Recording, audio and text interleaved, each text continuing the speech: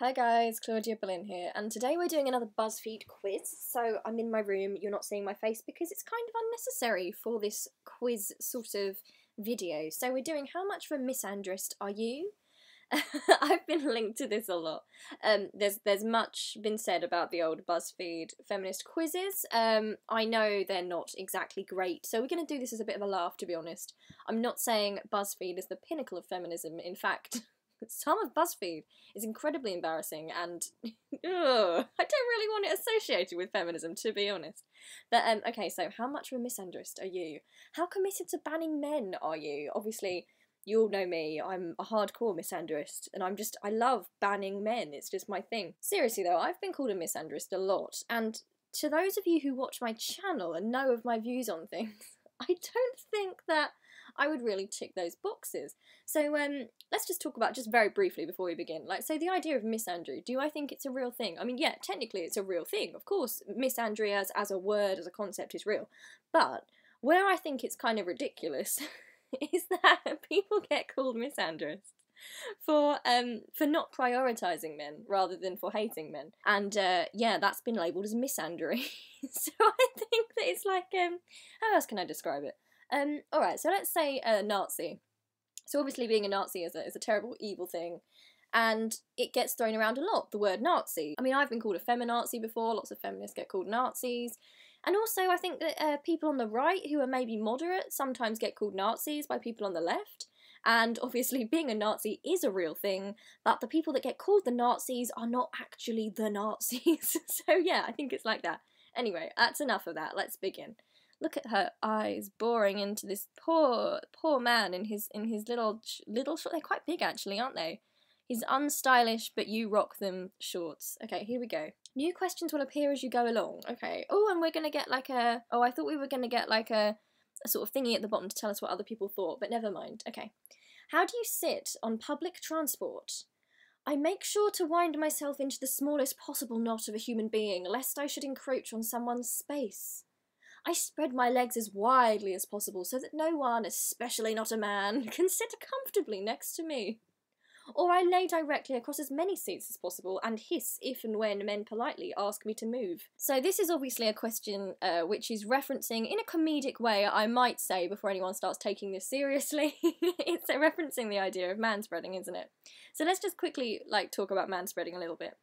Lots of people say that manspreading, if you don't know what manspreading is, it's when men on public transport are in a busy carriage of some sort and decide to spread their legs really wide so that the women around them have to sit kind of smaller, or just the passengers in general have to sit smaller around them.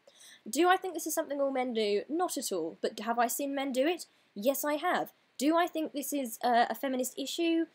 It's not one of the largest ones, but in some cases, I do think it's indicative of how men are kind of socialised to be more relaxed in public and maybe own that space and not think about it.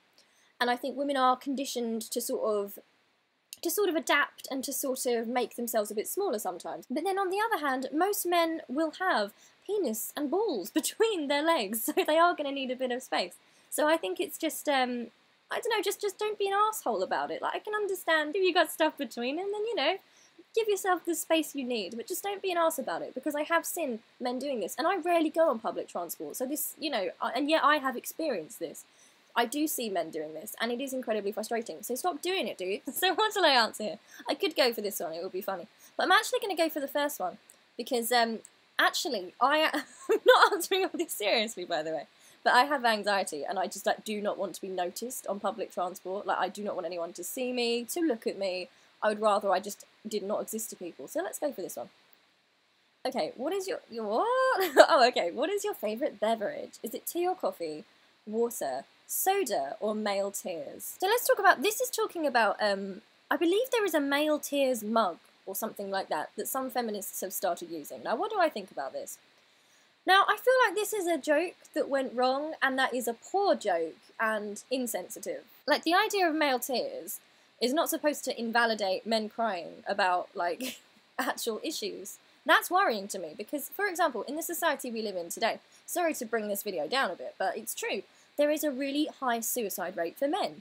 There's such an issue, especially in mental health, with men not seeking help, feeling like they can't seek help, and then it leads to men bottling it up. Like, obviously the gender roles we have in society make men feel like they can't show these emotions, they can't seek help. It leads to a really awful high suicide rate, so we shouldn't be laughing at male tears.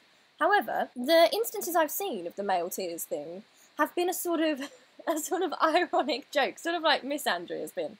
It's kind of like if you say to me, like, oh, you're a misandrist, and obviously I'm not a misandrist, but I might, like, get a t-shirt and be like, oh, look at me, I'm such a misandrist over here. It's like a response thing, isn't it? It's like they are becoming, as a joke, the caricature of what people think feminists are. So I can see why they do it. So this is I kind of don't get this, to be perfectly honest, because a lot of people on the anti-feminist side use this, and they say, oh, feminists don't care about men because a couple of feminists online have male tears mugs or something.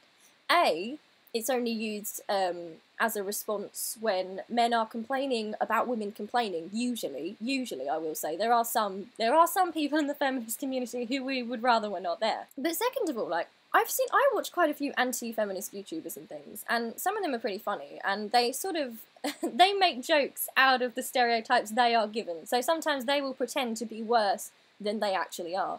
This is just an example of certain feminists doing this as well. So I don't understand it when antis get really angry about this, because it's kind of like, well, you guys do it too, like, you should get this. Anyway, what is my favourite beverage? My favourite beverage, friends, is water. You're in a meeting and a man is speaking, what do?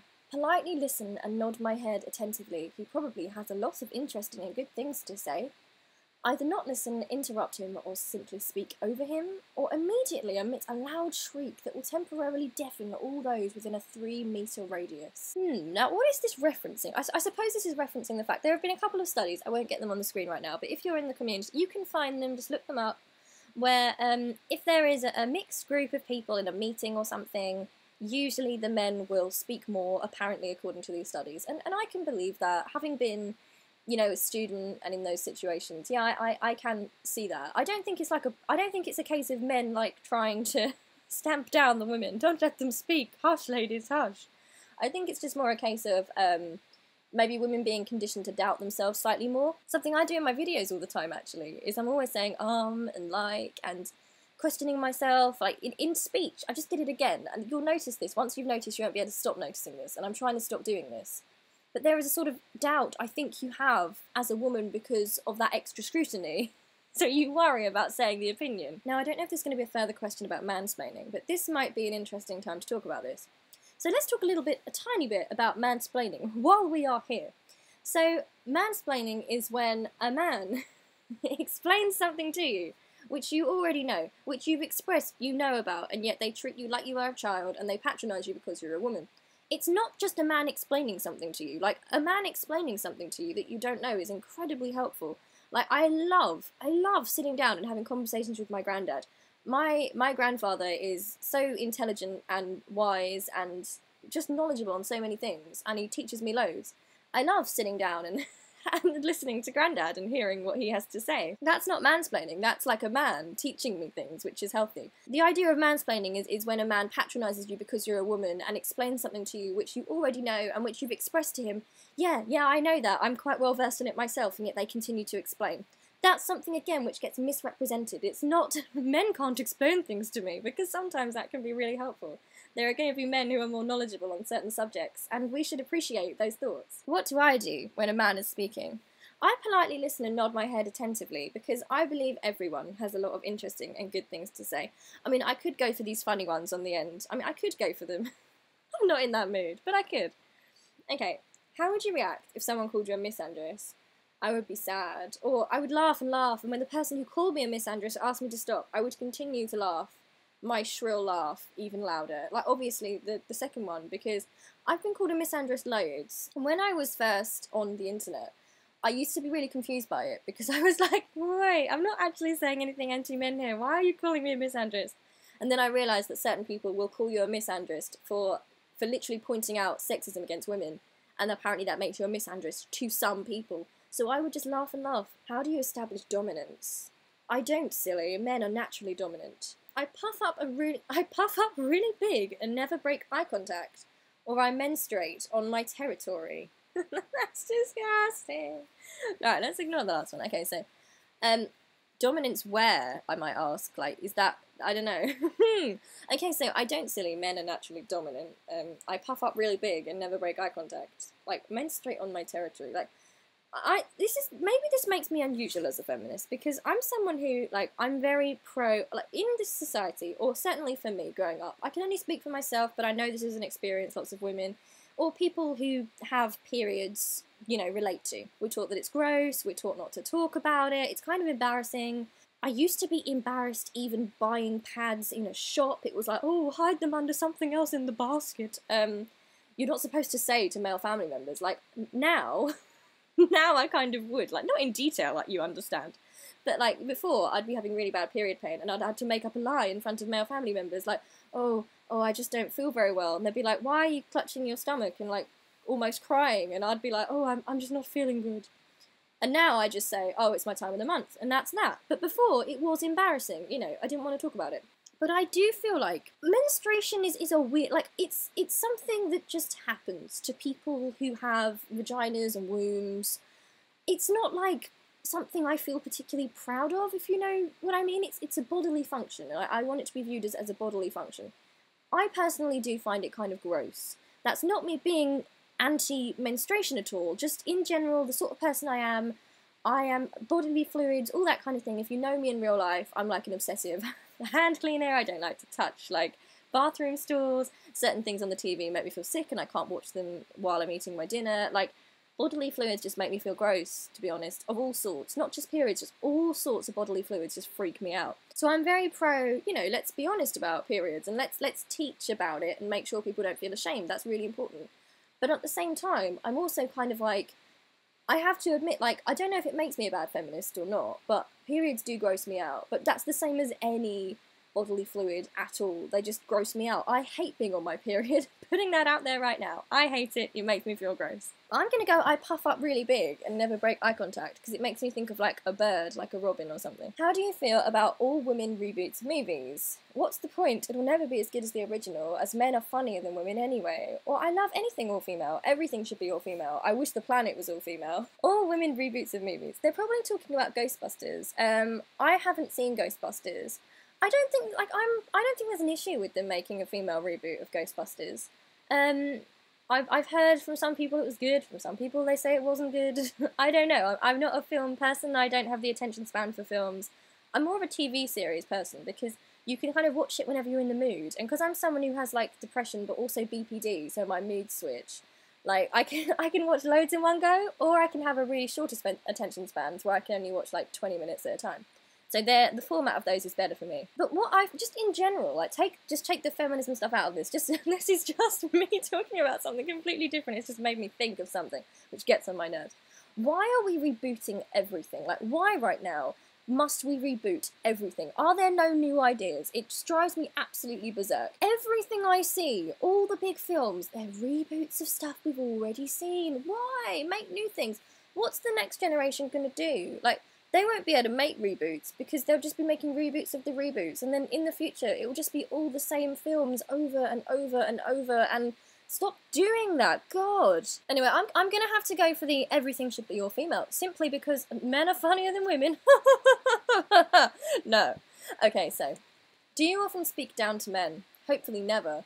All the time, I would call an elected male leader of any nation-state darling and slap him on the bottom if I got the chance. Or yes, partly because every single one of them is far stupider than I, and partly because I am a 50-foot tall monster that towers above all mortal beings, therefore I literally have no choice. But I try not to speak down to people in general. Look at me taking this seriously. Please bear in mind as I do this quiz, right? This is a joke quiz. These answers, which might seem horrific if you're not, like, feminist or part of the community or into anti-social justice or whatever, this is, please be aware, this is a jokey quiz. These are deliberately funny responses. I hope you've already realised that, but then I assume that with a lot of things that go on online, and there are people who take them seriously, and I just despair. So let's talk about, like, seriously, men do speak down to women all the time, and it drives me berserk. Like, sometimes it's a minor thing, so you'd let it go, but it is annoying. It's like when you're in a shop or something, and a guy's like, I remember, this is not to do with this. We were in B&Q, my friends. Like, my brother and my mum and I were in B&Q. I think we were looking for tiles or something like that. and a guy came around, and he had some sort of like work scheme or something, flyers about a work scheme for people who were into painting and decorating and building and that sort of thing. And he gave a flyer to my brother, like the three of us are standing right there. I was expecting him to give us all a flyer, like they're supposed to, but he literally just gave my brother a flyer and then ignored me and my mum, and it's like, okay. Like, that's not like a huge, huge deal, but it was a bit like, mate, like, actually, in our family, I'm more likely to paint and decorate than Dan. I like that kind of thing. But yeah, that's actually nothing to do with this. I don't know why I brought that up, but anyway. I remember one time we were having school photographs, and I was not a feminist at this point. I was just, I've always been pretty outspoken. Past a certain point in my life, I just realised that you have to be. Otherwise, yeah, people will just take advantage. But anyway, so there was a school photograph thing, and we all had to line up and go sit in the sort of booth they made in the hall, and the guy would say, smile, that kind of thing. And he called me Princess, Tinkerbell, and Babe. And I was like a young teenager, and it made me really uncomfortable. And I remember like just shooting him the most evil glare and being like, my name is Claudia, thank you very much. And he was like, ooh, ooh. But that was inappropriate, and that wasn't very nice. But yeah, why do men do that thing? Why must they do that? It's a bit weird. When grown men who don't know you call like young teenage girls babe, like that's a little bit weird, isn't it? I'm gonna go with all the time. I would call an elected male leader of any nation state darling and slap him on the bottom if I got the chance, because I kind of feel like it's not that I want someone to do that to Donald Trump, okay? I don't want anyone to slap Donald Trump on the bottom. But I kind of feel like out of these options, like a small evil part of me does kind of think, wouldn't it be interesting for Donald Trump to actually get a taste of his own medicine? Not condoning that, my friends, but you know. Have you ever woman-splained something to a man that clearly knew more about a subject than you? No, never. I always listen politely to men. They're so smart and tall. I've been accused of doing so, but they just didn't understand what I was saying, obviously. Or, haha, how could a pathetic human man possibly know more than me, a powerful and strong 50-foot lizard monster? Now, have I ever woman-splained something? Now, actually, I've been accused of woman-splaining a lot. So I made a video about toxic masculinity, and I get accused of woman-splaining in that video, talking about the experience that men have. And yeah, I guess there's some merit to that. I do think that, you know, I'm talking about gender roles and the experiences of the men and boys around me and what I've witnessed. But to be fair, that is kind of true. I'm not a man. I don't know that experience. That is pretty true, actually. However, that's an instance where it's kind of unique, I think, because it's kind of like those gender roles are harming all genders and all people in society. So it's one of those things that you kind of have to tackle the other inequalities. So it's, if you're a feminist, you have to get into that gender stuff, you know. And I think it's right, like anti-people as well. They have to have their own perspective on women, don't they? Otherwise, the gender thing, it wouldn't work. Like, the conversation wouldn't work. Anyway, so I'm going to say I've been accused of doing so, but they didn't understand what I was saying. Simply because I've been accused of woman-splaining in videos where people haven't actually watched the videos properly. And then, yeah, so that's actually accurate. Funny. A man comes up to you whilst you're waiting for the bus and tells you that you're beautiful. And could he have your number? How do you react? Wow, that is so brave and strong of him. It must have taken a lot of courage for him to come up to me, even though I am just trying to get to the shops and have absolutely no interest in being approached by strangers. I would emit a loud, piercing shriek, for he has disturbed my peace, and continue to do so until he flees. Or he wouldn't actually come up to me, because I would have put a hex on him the moment he set his eyes on me, turning him into a pile of newts. Well, I don't do public transport, so I've not been in this situation. Oh, tell a lie. Well, it wasn't public transport, but at a station before this happened to me, at a bar before. Yeah, this issue. I don't think there's anything wrong with the guy, like, asking for your number or approaching you and, like, sort of, like, showing an interest, because, like, that's kind of, I don't know, that's how you date, isn't it? If you're out somewhere, I think that, you know, you use a bit of body language, you know, you sort of, like, eye them up, give them a little bit of a smile, you know, sometimes you might approach yourself. I think that's fine. But I think that this is talking about the instance where a woman is clearly, like, not interested. Like, this has happened to women with headphones in, women who clearly are just trying to get on with their business, and the guy's like, oh, I'm going to give it a shot anyway. Like, this is just a human decency thing, I think. Like, just try and like judge whether you think that person is actually in a place where they want to be approached, you know? Like, it's not that deep. Like, I fancy women too, and if I saw a woman when I was out and she was clearly like not paying any attention to me, she had her headphones in, or she was reading a book, or clearly trying to just ignore me, like, I wouldn't go up to her anyway and be like, oh, we should date, can I have your number? You're so beautiful. Like, I'd find that a little bit weird. But then if the girl was sort of like giving me the eye, I was giving her the eye, I might go over, strike up a bit of casual conversation, see where it went, you know, just be chill about it, people. Just be nice about it. Think about the other person involved. I'm actually going to go for the hex, because I actually, like, you think I'm joking. I'm actually not joking. I completely 100% believe in magic and curses and hexes and stuff.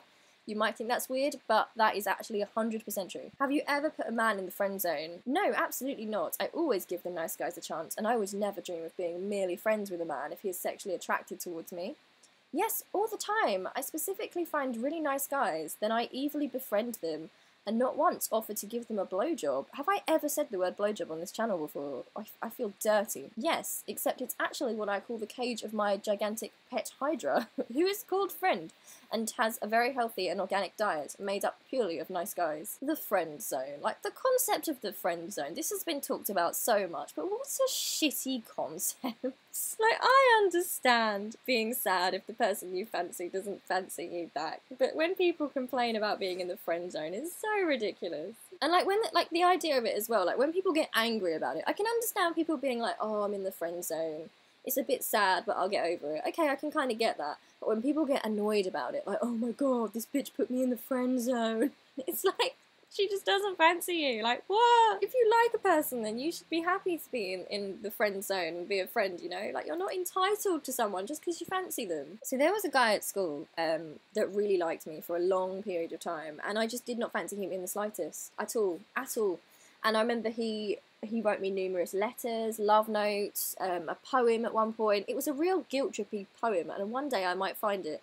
Oh, actually, no, do you know what? I wouldn't read that to you, because I feel like the guy, I think that would be too cruel.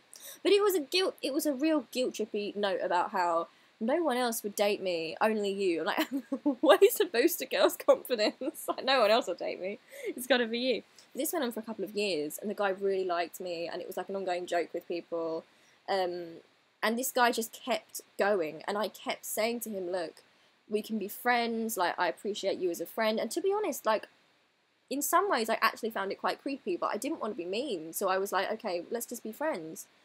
But yeah, and I remember, like, even, like, I took this note back to my mum, like, quite horrified, and I was like, look, I've got another note, I've got another, like, a love note here, like, I don't know how to deal with this situation. And my mum was like, oh, why don't you just date him? And I was like, because I don't fancy him. I don't fancy this guy at all. There is this idea that women should sort of, like, they're bad for not fancying the nice guys. Like, it's not enforced or anything like that, but there is this sort of idea that, like, if a woman gets with a guy and he ends up treating her badly, there's always this weird mentality of, oh, well, that serves her right for not choosing a nice guy.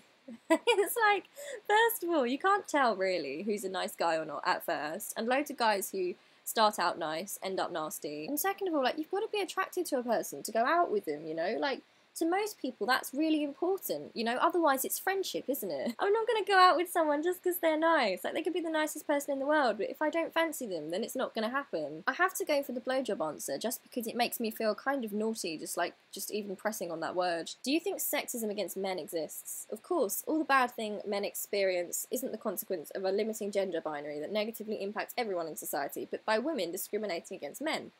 And no, because sexism requires a historical legacy of discrimination and institutionalised disadvantages in place. So do I think sexism against men exists?